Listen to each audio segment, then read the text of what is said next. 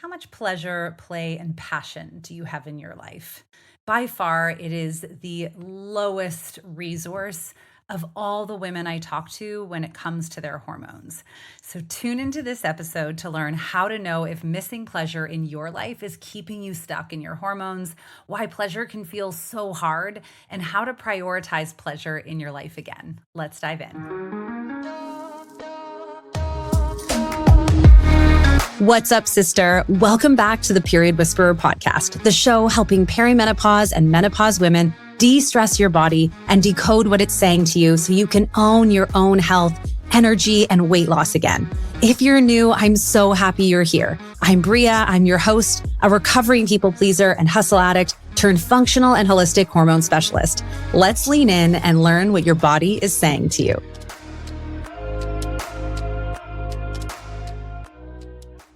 Hey there, sister. Have you ever watched the movie When Harry Met Sally? And Sally's in a restaurant with Harry and she fakes an orgasm. And at the end, there's another woman patron who says, I'll have what she's having. If you know what I'm talking about, then you know what it's like to meet other women who are alive, who seem really connected to themselves, who just have that joie de vivre. And it's such an important thing for us to be able to recognize and realize, because when we are starved for pleasure, for joy, for passion, and not just sexual pleasure, but for playfulness in our life, then our hormones are taking a big hit and it's impacting us everywhere. Sometimes it's the fact that our hormones are a mess, that we can't even find pleasure. And sometimes we haven't spent enough time finding pleasure, and so our hormones are a mess. Either way, it's super important. So I had to have an amazing friend of mine, Penny Sluys, on the show to talk about pleasure and how to get turned back on in life. Penny is a pleasure activist, feminine empowerment coach, soul-led connector, and podcast host. She invites women to prioritize pleasure, play, and passion and discover their powerful, untapped sensual, sexual, and feminine energy so they can feel confident, free, and in love with their body and life. She creates unique, empowering spaces, programs, and events for women in their midlife and beyond to reclaim the feminine, explore their sexy, sensual side, discover a new way of being in sisterhood, and establish a powerful relationship with Mother Nature. Kind of sounds exciting, right? You're going to love this interview where we dive deep into all the different ways to find pleasure, reconnecting with that part of yourself again, and why it's so important. And of course, how to make it easy in perimenopause. Okay, let's dive in. Well, hey there, Penny. Welcome to the Period Whisperer podcast. Thanks, Bria. It's so good to be here. I'm so excited that you're here. Welcome. And I'm really excited to talk about what I feel like is a juicy topic today. But, I always kind of feel like it's nice first to hear a bit about you. Like, how did you become a pleasure activist and a feminine empowerment coach? I feel like those are big words. They are. And I had to, it took me a while to kind of own them and be happy to claim them as something that I wanted to do and I felt qualified to do. How did I become it? I guess I really just lived life till my 40s. I felt like a bit under a rock. I didn't realize that things like perimenopause were something that I was going to be living through. I didn't understand the power of my feminine qualities. I really lived in a world that was achievement focused and driven by things that were not necessarily filling me up, but I didn't understand. So when I got curious in my 40s, I found a women's circle, and that really changed my life. The connection with women in a new way, in a really feminine, safe, secure place where I was seen and heard and valued for me, that I was listened to and invited to be who I really wanted to be. So once I started to experience that, I wanted more. And it was when I discovered that even in those really safe places, women weren't touching on their sexuality and their sensuality and really talking about these taboo topics, even about our bodies like perimenopause. We weren't really giving ourselves a space to do it. I got curious, what's that about? And when I started to talk about it, I realized how much it woke us all up. We were so energized and excited, and it really tapped into something I think elusive that we were all wondering how to get some of, a bit like in Harry Met Sally. Like, I want what she's having. Like, what's this? I love that. What is it that women who are radiant and feeling alive have? And I really believe it's when they access their pleasure. And when they are in touch with their feminine. And look, everyone has feminine. It's not just females or people who identify as women. It's all of us. Yeah. We have feminine qualities, and I think the world we live in doesn't value them. So I'm really about just people understanding that they are qualities that really support us in being our full, perfect self, really. Yeah. I love that. And that point you made just about, and you said it differently, but for me, I heard it as like, it's almost like that aliveness of talking about something that has felt maybe taboo or that we obviously all harbor inside of us, but it's like a little flame that's like waiting to be fanned, and like it can bring us alive in, and it's, it's not just sexual pleasure, as you were saying, it's so many different things, but that's a really, really valid way of saying it. Like I hadn't really thought about it that way before. It is exactly like that. We've all got a spark inside of us. And this is the thing, it's about really turning within. And that's sort of the empowerment. I think I'm not here to tell anyone how to live their life or I've got the answers by any means. I really just want to guide and support and create spaces and opportunities for women to find it themselves, but feel that they're not alone in that journey, and that there's a really good reason why we haven't been feeling safe, because that's the community and the constructs and the conditioning that has been around for a long time for women, and so it's about being compassionate and okay about that together, exploring it and fanning that flame. Exactly. Like there is that little spark, and we know that feeling when we do something and it feels really good. So it's about following that. And I think the pleasure is definitely not just sexual. People do, as soon as I often say pleasure, people automatically think that, and it does kind of feel a bit scary to talk about. But this is pleasure, like even just owning, I want something, I desire something, I feel that I'm entitled to it and I'm worthy. These are all little things that are actually big things, but we don't necessarily prioritize. So I'm here to kind of champion that. I love that. And you're probably the best champion at it. So I'm so excited that you're here. And I hope anyone who's listening at the end of this, I hope you just go and follow Penny and learn, get in her vibe and her energy, because I'm already more excited to be more excited just being around you, if that makes sense. So you're definitely a good champion at that. Oh, thank you. And I love that you said, like that it's not just about the, experiencing of the pleasure. It's also about like normalizing it and being around others with it, and finding the way to it, because it's going to be different for everybody. So you walk us through that so well. Why do you think pleasure and play is so important, especially in midlife? Well, part of the reason, because I think it's not a part of our life we've accessed. So it's a bit like if you imagine a body and we just cut off a limb, it would feel there's something missing, or we notice it. And I think this is a part of our life we haven't been allowed to or encouraged to look at or value. So then we're not noticing it, but our body knows that it's missing. There's something else that's not there. So I think it's really important. It also taps into that part of ourselves when we were very young that we did express it. And you can look at children, they do say what they want and they do have fun and play and aren't worrying about what other people are thinking of them and stuff. So it's really, again, that part of ourselves is there always. It's just been hidden under layers of protection, I guess, that we've been putting over it. And in our midlife, I think, and for all the reasons that you talk so beautifully about too, is our hormones are changing and our ability to sort of see things for what they really are when our estrogen drops and we kind of go, hang on, the reality is I'm not that happy about how things are showing up, or I want to say these things I've always wanted to say, and you don't have those rose glasses on that you described estrogen as. So I think that's part of it too. It's like, it's time for me. This is a time for me. Yeah. And why not make that time about the things that bring me joy and happiness? And that is what pleasure and play do so beautifully. And when I talk to passion too, that's around doing what lights you up. What is it that sparks you? It doesn't, again, have to be sexual passion. It's something that comes from your heart. You don't have to think. It's coming from a really centered place, an aligned place. It's not something that you're checking in to see, is this okay, or should I be doing it? It's just coming really naturally.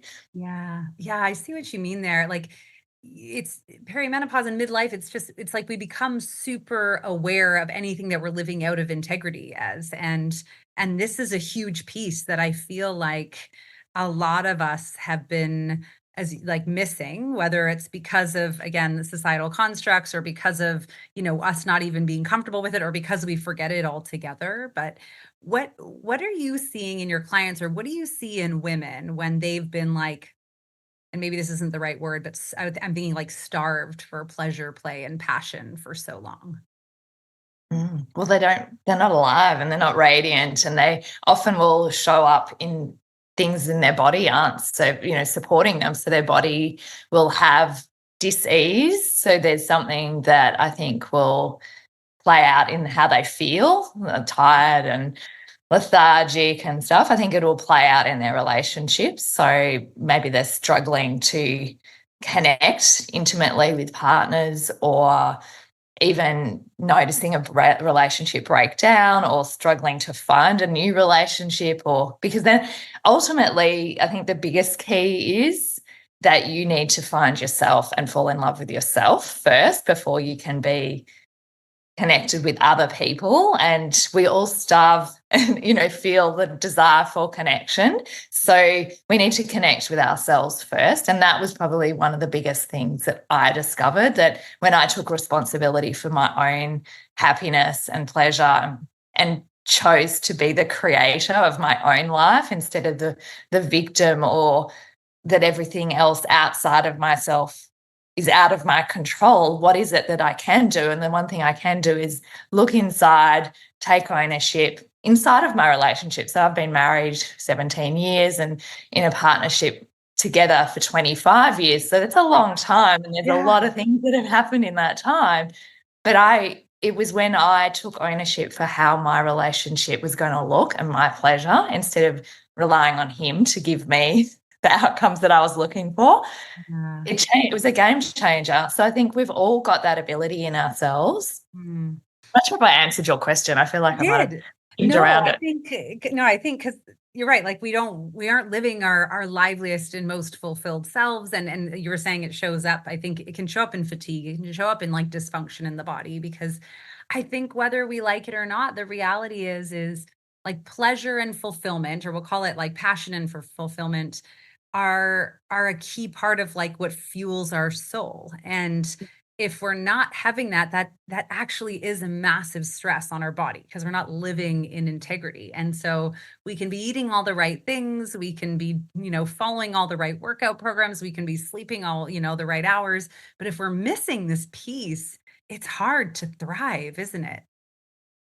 And it's almost like you said, it is fuel. And I think it's like that feeling you get when you're going on holiday and you don't mind getting up at 3 a.m. to catch a plane or whatever, and you shift everything and you move mountains to have this holiday happen because you're so excited and passionate and ready. And that's what, when you're living from that place, that's what life shows up like. That I can do stuff that, because I'm coming from, and it's being fueled by my passions and interests and desires. And that's, I think, a missing part. And so ultimately, I think also in kind of going, how does it show up? I think it's when you feel, you're lying to yourself the whole time, and you're going outside of yourself to shop or numb yourself through Oh, yeah. alcohol and coffee and holidays. Even like people are like, oh, I finished my holiday and I need another holiday, because you're actually escaping from yourself. It's when you can be at home with yourself and really understand what you are desiring and follow that. That's freedom. That's the elusive thing we're all looking for. Oh, that's so good when you can be at home with yourself. It's like when you can be happy just as you are. And that does come with, I think, knowing yourself, loving yourself, living in integrity with yourself, doesn't it? And Yeah. it almost reminds me when you were talking about it, it starts to make me think about like when you first fall in love, and everything's so new and everything's so exciting and you're not hungry and the birds are chirping, and there's rainbows and butterflies everywhere. Like this is what we want to almost recreate, that stimulation of that new and exciting and like aliveness. And it's Mm. so important because I think when we don't have that, we often end up focusing on small problems. Do you agree? You know what I mean? Absolutely. Yeah, we get really Yeah. I talk about being turned on. So I have a podcast called Turned On, and the whole sort of premise is this. It's almost like we've got a light switch in that, or a switch in our soul that just needs to be turned on. And for us, our role is to find out what turns that switch on, like what is in our life, and it will be different for each of us. And in certain times, one thing will turn us on more than another. So even in like a new relationship, certain aspects of that person really turn you on. And then later on, as it evolves, it'll be other things, it'll be the connection. Or so realizing that things evolve and change and we're cyclic, but exploring and being open to those new experiences and what is turning you on comes through your senses. So there's this idea too, we're in our head so much of our time. I think a lot of women and the world we live in is driven by analysis and logic, and we make our decisions by checking in with everyone else rather than their sort of intuitive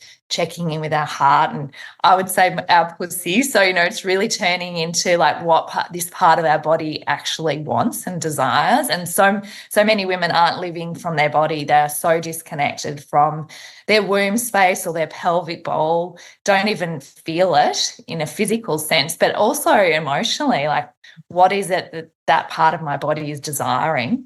Mm.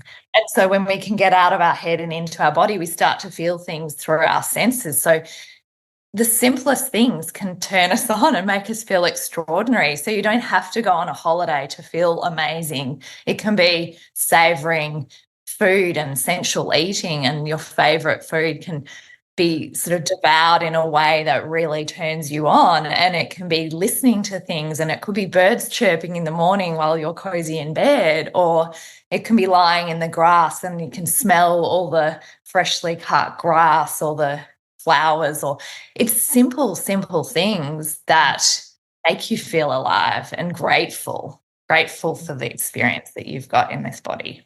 Yeah, I think I love how you explain that. I think it's so true. It's like when you are more tuned into that part, you can appreciate even those small things, and then they get even more sparkly and more beautiful. And it's just almost like you're on that good end of the cycle where you're starting to feel every single thing feels better. So it's like you're compounding this beautiful feeling everywhere you look and everywhere you go. This brings I up talk about being sorry. I talk about the wonder of being a woman, and I guess it's the wonder of just being alive, and that's that sort of awe. And you do see it with children too. They will spend an hour walking a short path because they're noticing the little bugs that are walking across the path, or they're picking flowers, or they're observing the planes flying or birds flying above them. So they're just in awe of what's around them, and we've forgotten that, and we're too busy getting from A to B and not even noticing the journey and just trying to get shit done. And so I think we've forgotten that, and that's no fault of our own. But once we do start to slow down, and that's some of the feminine qualities we weren't allowed to appreciate, that just receiving, taking our time, going with the flow. it's, is that so it's quite wild, but once we do, yeah, yeah. I've heard this term like reclaim the feminine. I think I've heard you use it. I've seen it around. And like, is that what you mean when, like, what does it mean to reclaim the feminine? What are feminine qualities? Well, there's some beautiful ways to describe them, as almost like a honey or something, a liquid form. Like the feminine kind of has that sort of form, if you can imagine, where it's soft, it doesn't have a structure, it's flowing. It's very beautiful. So a lot of aesthetic things come with a feminine creative. So there's newness and innovation, and they're some of the qualities that, as you'll notice, aren't really valued. When you look at the structure of the masculine, that's the cup or the container that holds the honey. So we need both. Yeah. And in our world, it's linear, so it's going from A to B, whereas in the feminine, it's cyclical, or there's less shape to it, I guess. And the masculine's achievement, it's competition, it's winning. And so in the feminine, it's collaboration and celebration and that sort of appreciation that it's receiving as well. So a massive one when it comes to sort of body. Masculine's very driven and forward focused, and the feminine is much more receiving. So our body is designed to receive. We receive when we, have to be open enough to receive a male body, for example, in copulation. So you have to have that ability to open yourself up. And so that's another thing. Being open and vulnerable is a very feminine thing. And that's a quality we all need in life, but it's so rare for us to feel that and feeling safe. We need to, it's understanding that, but the structure can help us feel safe. It may be we don't necessarily have the right structure, so it's about finding that structure where we can feel we can lean into it. Yeah, I love that. That's an amazing definition. When you explain it like that, like from birth, women, I think we're aware of the fact that we are designed to receive. And so you're right. We do have to like find a way to feel safe, find a way to accept things differently than what men do. And I find that's so interesting to hear you explain it, but it makes so much sense. And this idea of living more in the masculine, of that like A to B, I struggle with that so much, with this like I'm on a walk and I'm like, let's get this done, or I'm on a hike and like, let's get to the top. Like, it's so difficult to sometimes to get out of that head that you were talking about and back into our body and embody that piece. So thank you. That explains the feminine piece to me a lot more. I don't know if I explained the reclamation, though. I guess the reclamation's about allowing it to come to the surface, to be equal or in balance with your masculine. So I didn't realize, and I had a few people mention it to me, and it took me a while to sort of understand it, but I was living a masculine life. And I think the feminine, the sort of the movement when we were all like reclaiming our feminine has been around, I'm as equal as a man and I can be as strong as a man and I can be just as good and earn, the same money as men. And so I thought I was succeeding because I was a feminist. I was doing just as good as men, or I was even better than a man, and I could get the same sorts of jobs or get that sort of achievement focus, diminishing and not valuing my feminine qualities, which is costing us something. And so reclaiming it is about us all collectively reclaiming it as valuable for all of us, for men too. Yeah. And for our children, and doesn't matter what gender you identify, is that feminine is needed, and it's actually critical in life form. Like, we would not be alive if the feminine wasn't there in procreation and stuff like that. The creativity is really so vital in life, and yet we've diminished it and said it's not worthy. So it's reclaiming that, and it's reclaiming the parts of our body too that have been hidden and suppressed. So we don't even have confidence to talk about parts of our body correctly. So most people are talking about their vulva and calling it their vagina, for example. Like, it's crazy.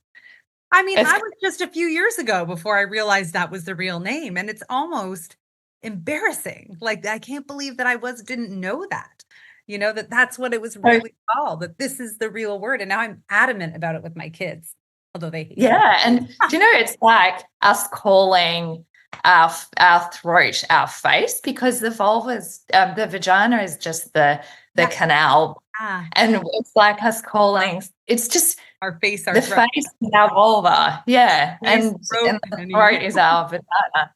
Yeah, it's kind of, it's when you think, wow, I've It been is. calling it the wrong name. And that's disempowering. So it's also recognizing how powerful our language and our awareness and Ah, knowledge of our own body is. yeah. I think claiming that and asking questions and finding out information. And I didn't find it out. And some of it's because it wasn't, and you've mentioned this too, a lot of it, medical research hasn't been done on female bodies. So that's part of the reason the education wasn't there. But now that we do know about it, it's about, like, I'm really passionate, and that's the activist in me. It's like, I think we all need to know this. Imagine what would be available if women just had that information at their fingertips and understood Oh, their body. yeah. Or if we understood how to harness the power of our cycle, like things like if we were taught that from that young age, it's yeah, it's amazing, and I think Wow. we'll get there, right? I guess that's the work we're trying to do here, but, I feel like everyone listening is probably feeling like me, one, like, absolutely lit up by your energy, and also, just like you said with When Harry Met Sally, like, give me a piece of that. But and here's where I'm hoping you'll take us next, because I speak with women all the time. Like I think pleasure and play is, as I say, it's such a huge part of our healing process and our thriving. But I often sit across from women and I'm like, when was the last time you did something that like lit you up or that made you laugh so hard that you cried or something just for you that doesn't involve your children? And Yeah. a lot of them look at me like tears in their eyes, and I get that, it's not I understand because I remember being like, I don't even know me. Like I don't even how do we begin? How do we begin to tap into this piece of ourselves? How do we begin to start living from a place where, from our feminine, but also from a place that prioritizes pleasure and passion? Like, how do we begin to even find that? Mm. It's a good one. I think it's the first step is you've got to choose yourself and start to say, I'm worth it. I'm going to start investing in yourself. And investing in yourself might be that 5 minutes a day doing something that's purely to give you pleasure. And that's it. And Yeah. I think it's starting to change some habits and realize that, and we've all heard probably a version of this, but you've got to fill your own cup in order to be able to serve people in the overflow. But a lot of us are giving ourselves away, and it's slowly killing us in a sense. Our batteries are being diminished at all times. So I think it's around realizing those small investments pay off in dividends, like really recognizing that it might feel like, oh, I'm taking away 5 minutes or 10 minutes from someone else or the task that I need to get done from work or whatever it is, but realizing that that's sort of exponentially supporting you to go to that next step, and it fuels you. So it's like, yeah, go back to the analogy of the spark, and you start to see it takes off, and it will start to. So another way of looking at it is it's like little breadcrumbs, Hansel and Gretel, and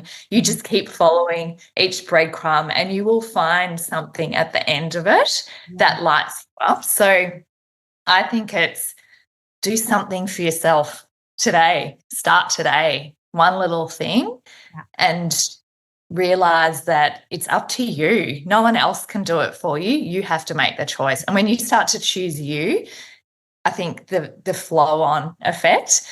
But one thing I would say is cleaning up your environment with things that are taking away from you. So leaking, wherever your energy is leaking, I would start to patch that up. And leaking energy could be watching things on television that aren't lighting you up and making you feel good, that are maybe you're comparing yourself to them, or maybe it makes you a bit frightened or nervous or fearful. Take that out of your life. I Mm. would say anyone, if you go into any conversation or connection with a person and you leave it feeling diminished, they're the ones to start to leave those.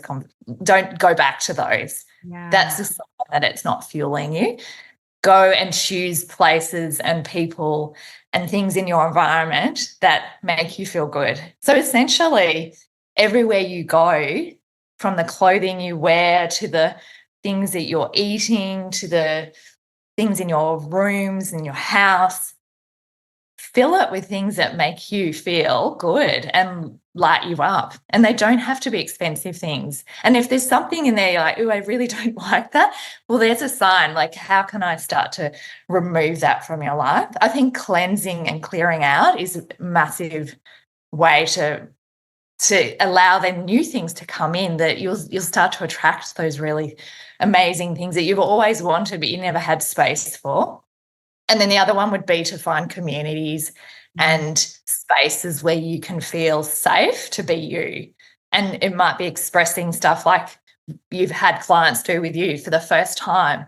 Oh my goodness, I'm not happy in my life and I've never told anyone that. So the secrets, the things that you're holding on, find spaces and ways to let them out. And then there are practices too, like movement practices, journaling, meditation, whatever it is, to allow yourself to feel. Yeah. Get back into your body. However you can, start to feel into your body. And it may feel really uncomfortable or even unsafe, especially if you've had any trauma. So that's where you go and invest in yourself to get support, because it will, I guarantee, be worth it. You are worth it. Yeah, I love that you say that.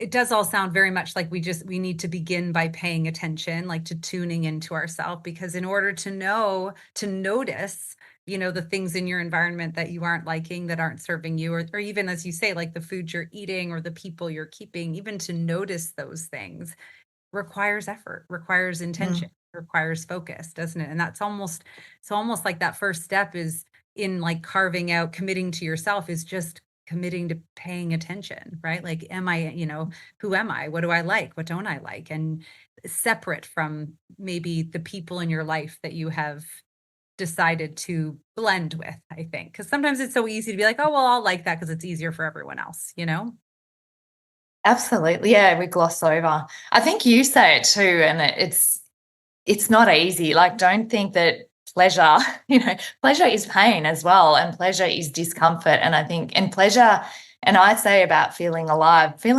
doesn't necessarily always feel ecstatic. Feeling alive is like, I'm in this skin and this is what there's an energy to it. But I think we've been kind of sold a lie that life has to feel happy at all times, that if it isn't, something's wrong with me or I'm not doing it right. Yeah. In actual fact, you are doing it right if there are challenges and there's toughness and sadness and fear and anger and all of that. That's a sign. I actually say, Glennon Doyle talks to it, like there's signposts. Where there's fear, head that way. That's where, and that's what I do. I talk about getting outside of your comfort zone and expanding your edges.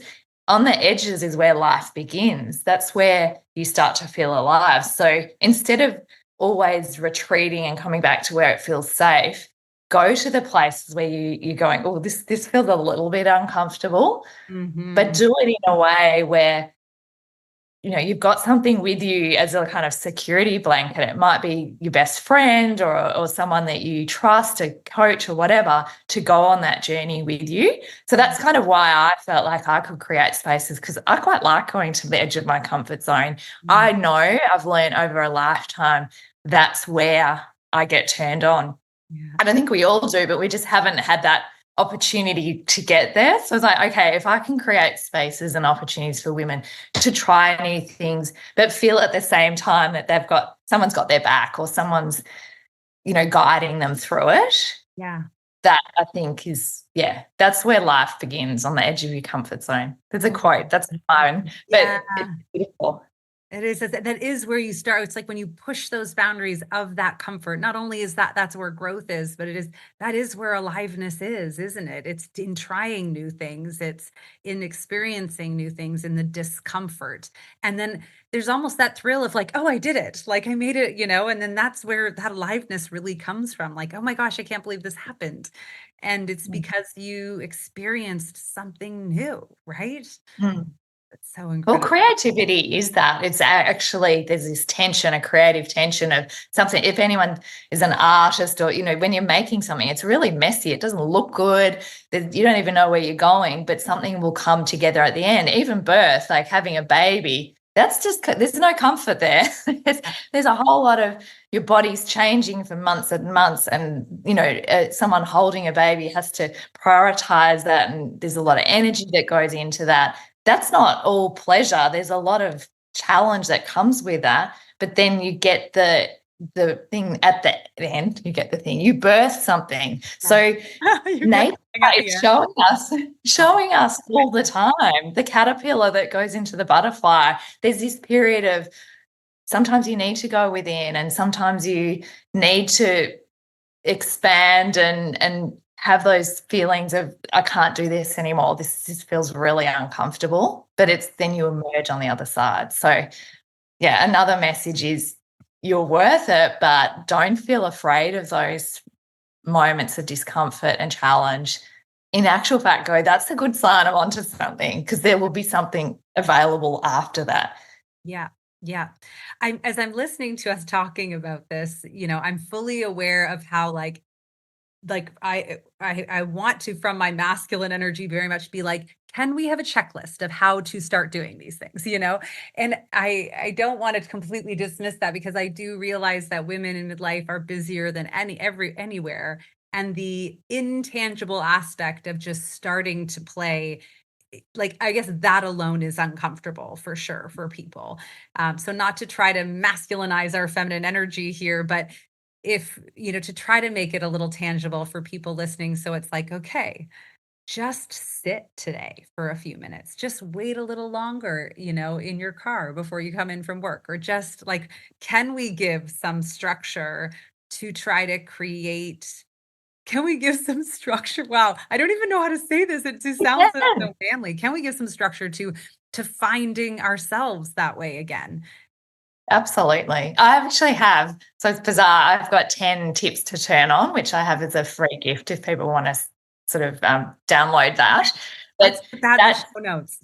10 tips to turn on. So here's the thing. I think with everyone, I can't say start at step one and go through, because for everyone it will be different. It'll depend on your life experiences, where you're at in your journey, how passionate you are about, really nailing this and reclaiming this part of your life.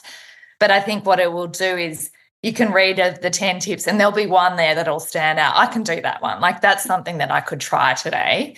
And maybe that would be the invitation. Do one each day for 10 days and see how you feel at the end of it. Or, I'll do one for 10 minutes and then try another one for 20 minutes. There's a lot of ways. I think be playful and trust yourself and notice, check in. How did that feel? Did that feel good? You'll know because you'll feel more alive. You will know because you'll think, wow, time flew. Like, often the things that feel good are the things where you have no concept of time, because you're really present. You're really in body. Your body will feel good. So maybe you might have had discomfort and you'll go, oh, wow, I didn't notice that my back was sore for that last 10 minutes. Wow. I was, so your attention goes to different places. I've also created, and I'm not sure if it's a good time to mention it, a couple of challenges that I run twice a year, or a challenge that I run a couple of times a year, and one's coming up, and that's bringing sexy back. So it's around creating a safe space and an opportunity for women to come together. So whether you're doing it in community or at least knowing that other people are doing the same experience together, but I wanted it to be playful and fun and different. And so I take people on a journey. It's an imaginary journey. So you go away kind of on retreat with me for 3 days, and I invite you into things. And again, like the 10 tips, you choose one that feels good, and you might be like, I'm way into this. I'm getting so much out of it. I want to do all of the activities. You might go, I'm just dipping my toe in, and that's absolutely fine. But it's what I've found is, and when I first did it with my women's circle, we knew each other really well, but we weren't speaking about our sex life and our, connection with our body. And when we did, wow, it opened up this really electric, energized group of women that couldn't stop, feeling like we'd accessed something that had been really hidden. Like, this, like, wow, we've found something. We've found a part of ourselves that's really ready to be seen. So, yeah, So invite you interested to come play. yeah, what you're saying is not only can we get these 10 tips where we can actually start to like pick one that might work for us, but we can come on this journey with you in a challenge where you will, allow us to kind of pick something for ourselves to prioritize this piece and start to awaken that. So you're even that guiding people through that in the challenge. Yeah. And I think I'm really wanting people to have an experience, a body, like a lived experience of how you can use your imagination to, even though, and I'm not dismissing that many of your listeners may be right in the thick of it, like they've got young children or really demanding jobs or challenges in their family from health reasons to, love challenges, whatever it might be, to still realize that you can still have this part and carve out this part for yourself, and that you can still, like I said, almost create a little bubble of pleasure for yourself to go through life wherever you are. And so I do think too, there's something collective, there's a power in doing things with others that until you've experienced it and you get a taste of it. And so if you've never had that, this is a really beautiful way to do it, and it's free, and you can know what it feels like to be held by other women. I think there's a real sister wound that we're all somewhat aware of, but not necessarily aware of, where we're competing with each other, where we don't have the language and even the beautiful structures to be able to have connection and communication between each other that's healthy and safe. So even when we do think we're meeting up with friends, there's always someone talking over someone else, or often contributing or coaching or advising. And sometimes we just want to be heard and seen and not have anyone. And we have all the answers within us. So we haven't, as women, had those structures and opportunities to know what it is to be held and seen and valued for who we are. So no one's fault, but I'd try and create spaces where you can have that exposure to that and notice, wow, we're all the same. We've all got the same things going on, and to be able to connect in those ways is really, special. Can help unlock that. That's amazing, Penny. I'm so excited. So, because I do feel like, so for any woman listening, if you are doing all of the other things and you're still just feeling that like low energy or that real frustration or that stuckness, or we're talking to you and we say like you're out of integrity with not living in alignment in your life, then this is the area I think to start poking at, to start exploring, to start, better understanding. And so for anyone who is listening, Penny, how do they learn more from you? How do they join the challenge if they want to? Well, they can go to my website. So it's Penny van der Sluys, and I know that's not that easy to spell. So I'll put it all in the show notes. It's pennyvandersluys.com/bringing sexy back. So that's for the challenge. I have a Facebook group called Sister Space that might also appeal. This is another way to keep connected. Or leave your email and I'll send you the 10 tips to turn on. I'm passionate about women having access to this information. So it's knowledge about their body and how wondrous it is. So even though you may not love it and your relationship with your body can be changing, it's really just understanding, wow, isn't it incredible what it's actually doing? It's allowing us to live in this world and giving us access to all these senses. So there's that sort of aspect I want women to know about. There's also just understanding our body, the parts of our body that we weren't even allowed to really explore and understand and touch and appreciate, and what's available with those. And then the sisterhood and things like Mother Nature, and like you're doing, encouraging us to connect in with our cycle and listen to our cycle and listen to our body and nourish our body with food and sleep and all the things that can fuel us for the next stages in our life and the next demands and the next desires that we have.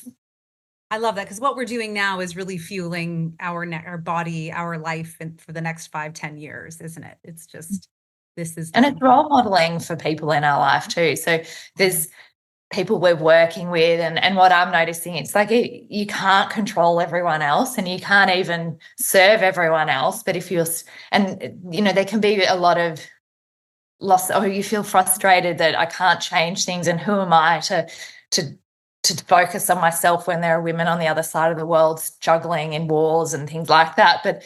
But you can't control that either. So what you can do is look after yourself and be a role model, and then those ripples do flow through to other people in your life. And it could be young people in your life. It can even be your parents. Like the way I show up in the world is now impacting how I relate with my mother and the conversations I'm having, and I'm sharing with her that she then shares with her friends about how she can relate to her friends. So I think, yeah, it's definitely beginning with you. You're the that's the part you can influence, and you'll see the changes for sure. Yeah, I love that. That's amazing. Thank you so much, Penny, for all your knowledge, for all your beautiful energy. I really appreciate you being here today. I'm so grateful that we got to connect, and I love your work, and I'm so excited that we're seeing people really respond to owning and being informed about what it is our body's doing at this time of life. And it's not something to be scared of. It's exciting. Yes, that's the lens we want to put on it, isn't it? It's just, let's change the perspective, change the story. And you've done that for us today. So thank you so much. And sisters, you've heard it here. You know how valuable pleasure and play is. You know it's up to you. And now you have an amazing light to follow and some direction here. So go check out Penny's website, join the challenge, grab the 10 tips, and go out and be more in your life and not just less on a scale. We'll catch you next time. Thank you so much for joining me on the Period Whisperer podcast. If you liked this episode, take 30 seconds right now to write a review on iTunes, and then reach out to me directly on Instagram at Bria_period_whisperer and message me there with a screenshot of your review. As a thank you, I will give you a customized free hormone audit to get you on your way to the best health of your life in midlife.